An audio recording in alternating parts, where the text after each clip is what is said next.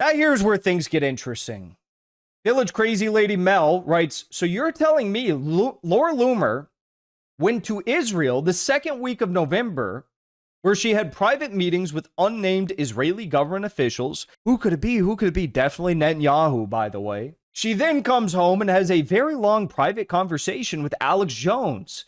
And now he's posting straight up Zionist slop on the timeline and attacking Candace Owens like a drunken banshee. Yeah, guys, if I ever radically change my views that I've held my entire life, directly after having a call from a conversation with someone who just came back from Israel and talked with Netanyahu for 2 weeks, never watch my show again.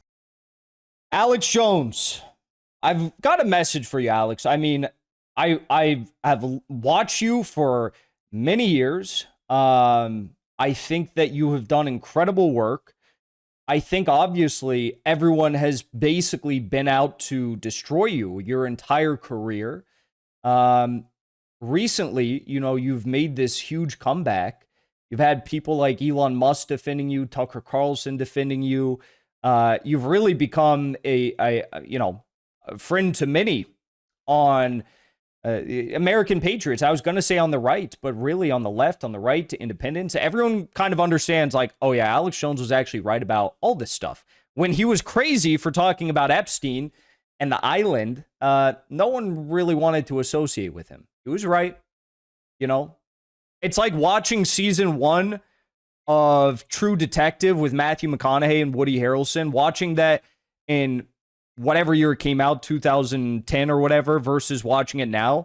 In 2010, you'd be like, wow, this is so crazy. This would never happen. This is so insane. Now you watch it and you're like, oh no, that's actually probably based on a real story, kind of. And what I've got to say is, colluding with Laura Loomer right now, 2 weeks after she went to Israel, met with all these Israeli officials, to then attack Candace Owens when she's trying to get to the bottom of what happened with Charlie Kirk.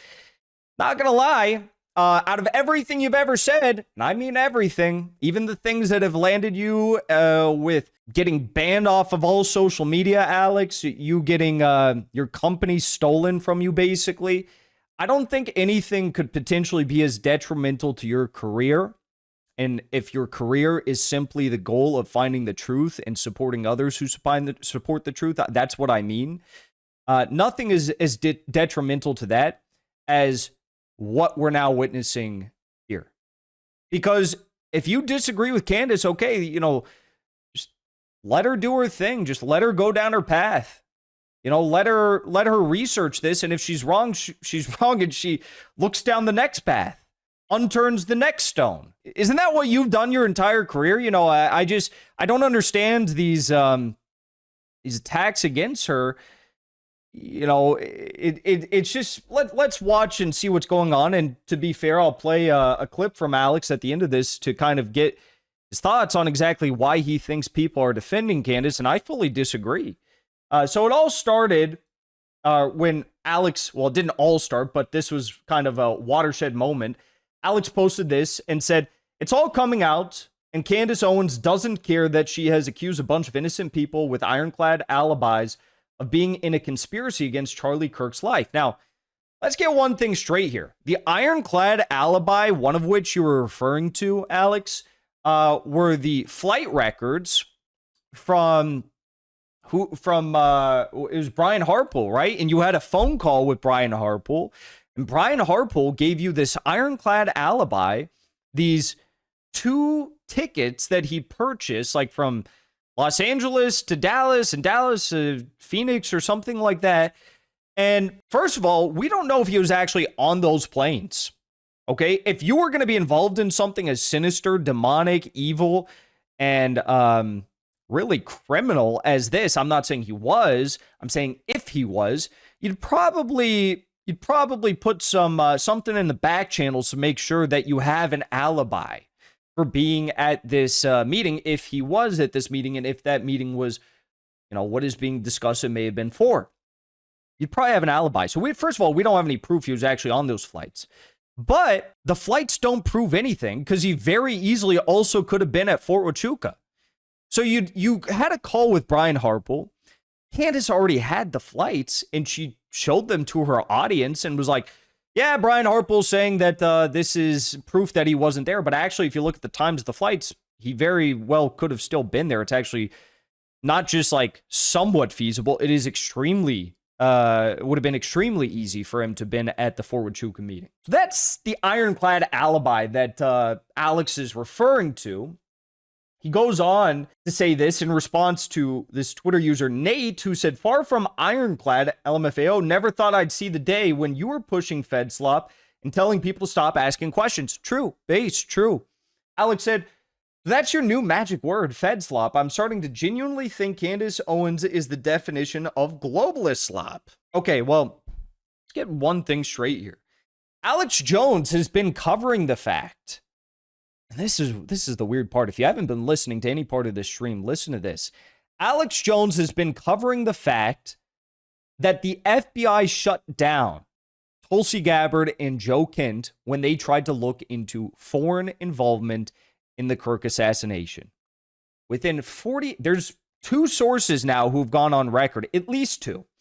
One of them was on Mike Ritland's podcast, ex-Green Beret, who was directly quoting his very close friend who's very senior at the CIA who said all this. The other one was the New York Times article, which I believe cited numerous officials from DNI, probably Tulsi. I would not be surprised. Or maybe it was Joe Kent. Now, what's so weird about this is Alex Jones has been covering that, which indicates that he doesn't believe the official narrative with Tyler Robinson. And if you don't believe the official narrative with Tyler Robinson, and Brian Harple did not actually give you an ironclad alibi, why are you coming out and claiming that Brian Harple had some ironclad alibi and Candace Owens is so horrifically wrong, globalist slop for looking into every single potential avenue here? Why is that a bad thing? I don't understand. To me, it seems like, and this is just me going out on a limb, to me, it kind of seems like they want this to turn into another JFK, where you're going to have the entire country 70 years from now who all recognizes that the official story didn't add up, which, by the way, I think probably the majority of the country doesn't buy the official story today. If a poll was done, I feel like most people would not buy it today. But 70 years from now, no one will believe it. Our kids' kids won't believe it. And they'll all be debating about 1,000 different possible stories here. And that's just how it's supposed to be. Everyone debates about all the possible theories, and it becomes a thing where you're drinking around with your buddies and you get drunk and you're like, oh, yeah, remember Charlie? Wonder what happened to that? Oh, I think it was this. Oh, I think it was that. You know, it's party conversation. You know, it's a light party conversation. Conspiracy theories, it's fun. It's fun. Conspiracy theories are supposed to be fun. They're not actually supposed to be being solved. You're not supposed to solve them. Candace, what are you doing? She needs to be locked in some insane asylum. Laura Loomer, quote, retweeted this. What? Laura Loomer, by the way, is the last person you ever want defending you. And I know some of you see that she follows me. I don't know why. I've routinely attacked her for years. I don't know why she follows me.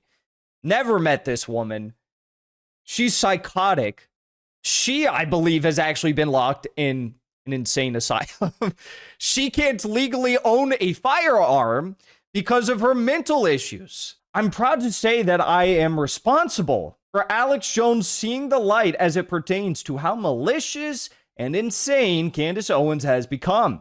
A couple weeks ago, Alex Jones and I had a very long private conversation about some bad actors in the woke right, and Alex told me he was starting to come around to what I have been saying for the last 2 years. Eventually, more people wake up to this psyop. Never meet your heroes, folks. Never meet your heroes. Not referring to Laura Loomer here. Referring to the great American patriot, Alex Jones, who, well, we'll just say he has not been the staunchest opponent of Israel and their actions. Of course, I'm not going to sit here and act like he's some defender of Netanyahu. He's not a Laura Loomer. But, you know, Alex Jones, given his history, you'd think he would have gone a little bit harder on this one. Then again, maybe Elon Musk wouldn't have swooped in to save his company and unban him on Twitter if he hadn't if he had been as tough on Israel and Netanyahu and whatnot. I don't know. Maybe I'm getting ahead of myself. But yes, I do find it a little bit weird that Laura Loomer is basically claiming responsibility. No, not basically. She is claiming full responsibility for turning Alex Jones and the InfoWars network into a bunch of Fed slop on this story. Okay? Yeah, that is weird. She writes these like 10-page mini essays. Okay, and I'm not going to read all of this, but I am going to read this part. She's basically writing here saying like, we can't all be friends because some people are just evil. Some people are just crazy. Some people are evil. She's referring to Candace Owens. She says here, when your friends are being psychos and spewing this sort of commentary and the rantings of a paranoid schizophrenic, it's time to get new friends. So now we have Alex Jones saying, I'm praying for Candace. I'm praying she gets the help she needs, this sort of thing. We have Josh Hammer saying she needs to be involuntarily medicated, locked up in an insane asylum. Now we have we have Laura Loomer, who literally has been locked in an insane asylum, cannot own a firearm legally because she's insane, claiming that, Candace Owens is a paranoid schizophrenic, basically saying she needs to be locked away in a prison as well.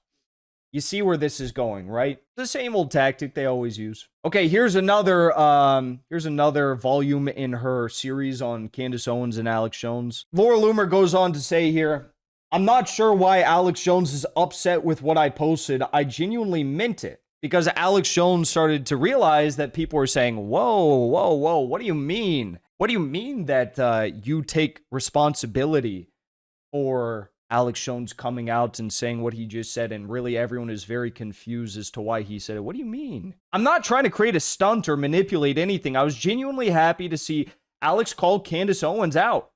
Obviously, I don't want to betray anybody's confidence because it was a private conversation, but during my call with Alex Jones, I made it very clear that I believe Candace is deliberately lying in an effort to destroy Turning Point. Who cares? They have raised at least $140 million since Charlie Kirk was unalived. Who cares? What has Turning Point given us? Be for real. Because like 70% of Americans, they don't support the Republican Party. They don't support the Democrat Party. Who cares? I don't care if, the Republican Party gets hurt. I don't care if the Democrat Party gets hurt. Who cares? On and thank you. You're not going to make me get all, concern troll and agitated over like TPUSA. I literally don't care. All right. Clearly, TPUSA as an organization was like the only thing that was fundamentally preventing Charlie Kirk from coming out and saying what he wanted to because he was afraid of the donors. All right. It was in the text. He said it. All these pro-Israel donors. He literally said in his last interview with Ben Shapiro, he was like, yeah, but what about the fact that no one believes Israel? What about the fact that it kind of goes against my religion to mass slaughter hundreds of thousands of people?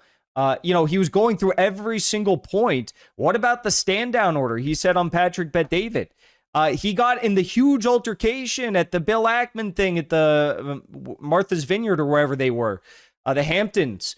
You had the meeting where Charlie Kirk went into the Oval Office and told Trump to his face, do not go to war with Iran. This is terrible. Do not do it. And Trump lit into him. I don't care about TPUSA.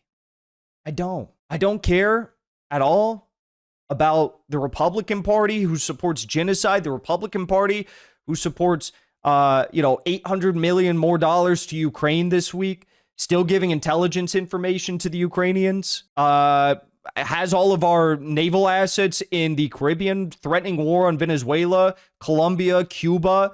They are now bombing Somalia as Israel recognized Somaliland and Trump will recognize Somaliland next. I don't care. They're ramping up the military buildup in the Asia Pacific, Taiwan, Japan, South Korea, First Island chain. Like, I don't care if the globalist, warmonger, Epstein cult on the right gets elected or the liberals get elected, because it's all horrific. It's all demonic. It's all one big club, one big Illuminati club. I don't care. They're trying to destroy their turning point. It's like, first of all, I don't care. Second of all, no, she's not. She's trying to find out what actually happened to Charlie Kirk. Now, here's where things get interesting. Village Crazy Lady Mel writes, so you're telling me Laura Loomer went to Israel the second week of November, where she had private meetings with unnamed Israeli government officials. Who could it be? Who could it be? Definitely Netanyahu, by the way. She then comes home and has a very long private conversation with Alex Jones. And now he's posting straight up Zionist slop on the timeline and attacking Candace Owens like a drunken banshee. Yeah, guys, if I ever radically change my views that I've held my entire life, directly after having a call from a conversation with someone who just came back from Israel and talked with Netanyahu for 2 weeks, never watch my show again. What do you want me to say? Laura Loomer is an Israeli agent. She is illegally working as an Israeli agent on U.S. sovereign soil. She is not registered as a foreign agent of the state of Israel.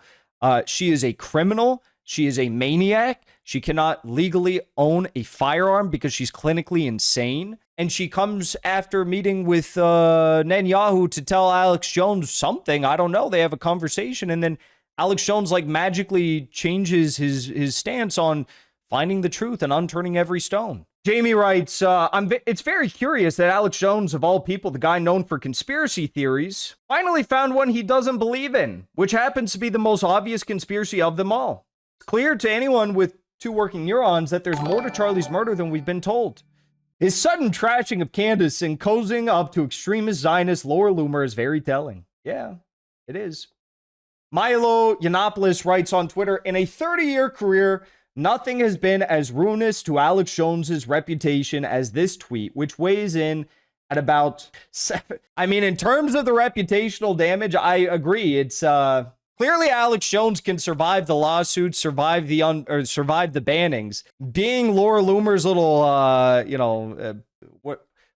I don't know what else to call that. Like, I don't want to be rude here, but he's kind of acting like a puppet of Loomer here, you know? It's almost like Laura Loomer nuked Alex's entire career with a single tweet on purpose. Why else would she have done this? There is no other reason. He took the silver and she destroyed him anyway. Now, to be fair, I said I was going to read this or listen to this little clip of Alex Jones discussing why he thinks people are doing... just listen to this. I don't know.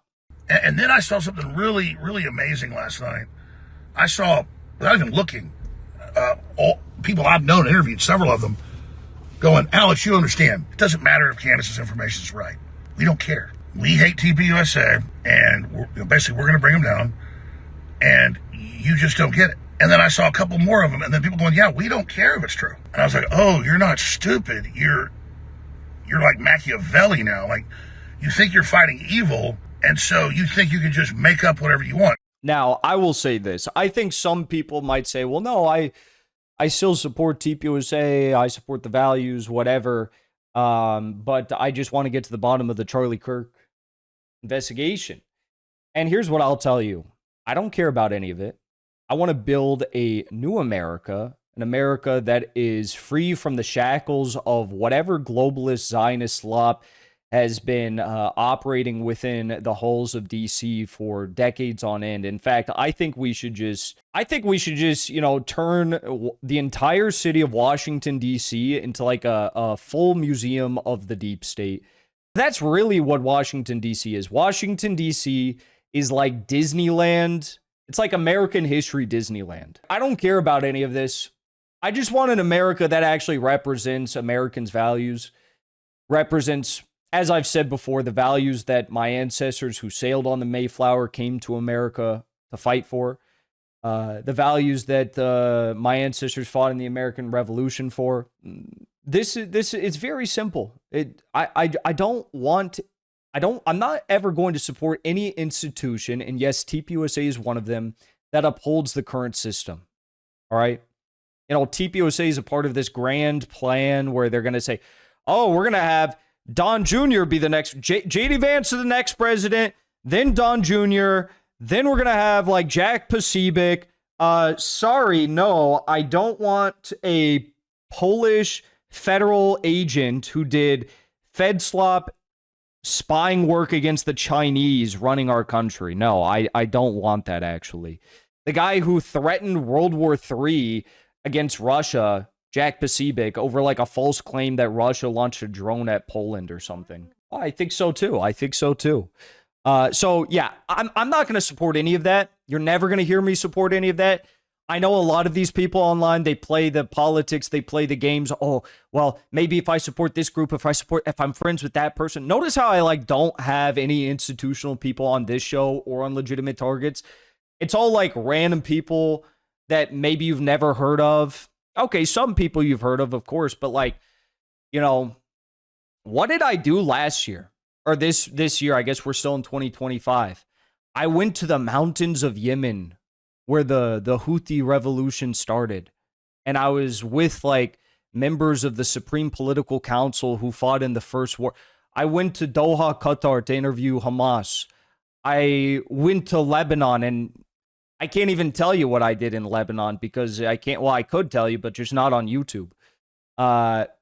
Like, I'm just not that guy. I'm not going to support this. I want America to be friends with the world, have peace with the world. Keep USA and all of these mainstream institutions are not organizations that uphold a future that I want our country to go in. It's as simple as that. So no, you're not gonna shame me into, you know, condemning Candace Owens or something like that, because I just really don't care about your Fed slop. Before you leave, I want to say thank you for the support, because after 2 years of being banned, we are finally back home on YouTube. So be sure to subscribe to our channel and also join as a member on our channel using the link at the top of the description. I rely on the generous support of viewers like yourself to get the truth out to as many people as possible. You can also support the show on Locals or Give Sin Go. The mainstream media and the powers that be are never going to stop attacking us for bringing the truth to as many people as we do. Thank you so much for your support.